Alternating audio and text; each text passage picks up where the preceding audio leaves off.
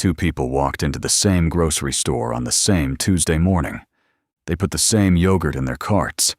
They checked out within 4 minutes of each other. One paid $4.79. The other paid $3.91. Neither of them knew. Rachel Chen is 34 years old. She is a registered nurse in Philadelphia. She works 3 12-hour shifts a week and raises 2 kids on her own. Her weekly grocery budget is $180. She has tracked it to the dollar for 3 years. She did not know until last December that the prices she saw were not the prices everyone saw, that the app she used had been running pricing experiments on customers without telling them, that the algorithm watching her buy the same yogurt every week had decided she would pay more, so it charged her more. The idea that a store charges everyone the same price is one of the oldest assumptions in American commerce. That assumption started breaking in 1978. American Airlines needed to fill seats. A consultant named Robert Crandall proposed yield management. Same flight, same seat, different price, depending on when you booked and what the algorithm thought you'd accept. It worked. By the 1990s, every major airline used it. By the 2000s, hotels followed. By the 2010s, Amazon was running. Millions of price changes per day. In 2014, a Princeton researcher documented that Amazon charged different prices based on zip code and device type. Amazon disputed it. The pricing continued. The step into the physical grocery store took one more technology: the smartphone. Your phone knows your location. Your delivery app knows your order history. Your loyalty card knows how price-sensitive you are.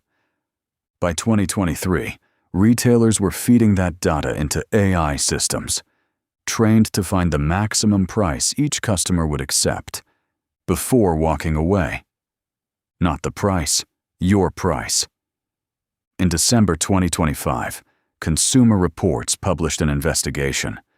They recruited more than 400 volunteers and had them shop for the same items on Instacart simultaneously. 74% of items tested appeared at multiple price points at the exact same moment. Some customers saw prices 23% higher than others for the identical product at the identical store.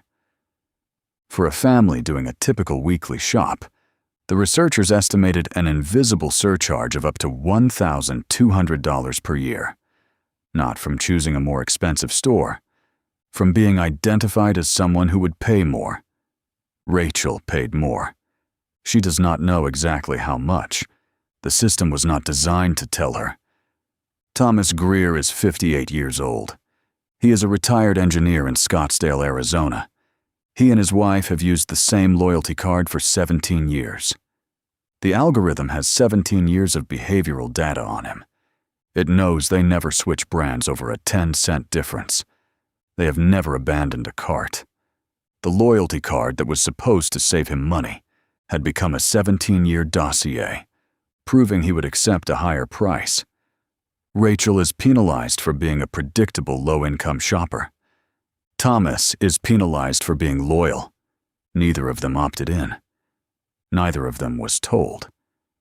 Here is why this is hard to see. The price tag still exists. You can read it. What changed is that the tag you see is not the same one your neighbor sees. For most of commercial history, prices were a public fact.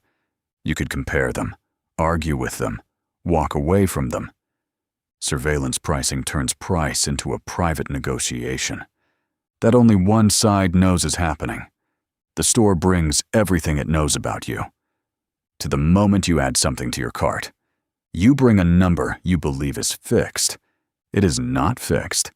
It is a number the system decided you would accept. Psychologists call this information asymmetry. One party knows everything. The other knows nothing. Every negotiation under those conditions ends the same way.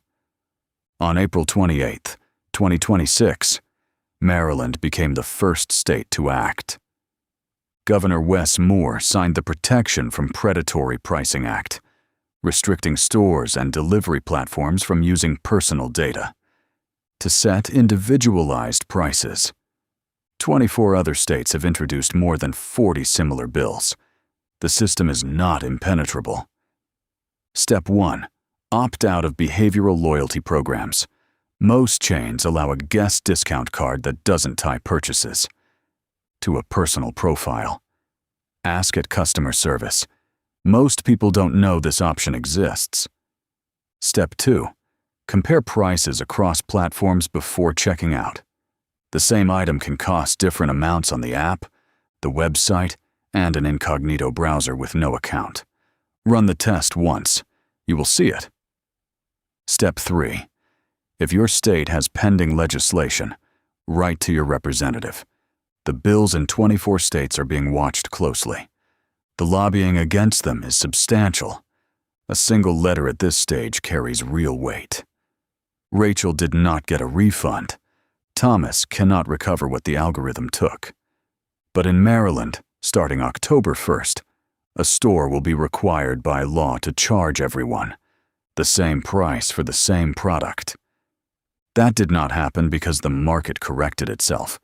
It happened because enough people found out, got angry, and asked for it in writing. The price was always negotiable. You just were not told you were in a negotiation.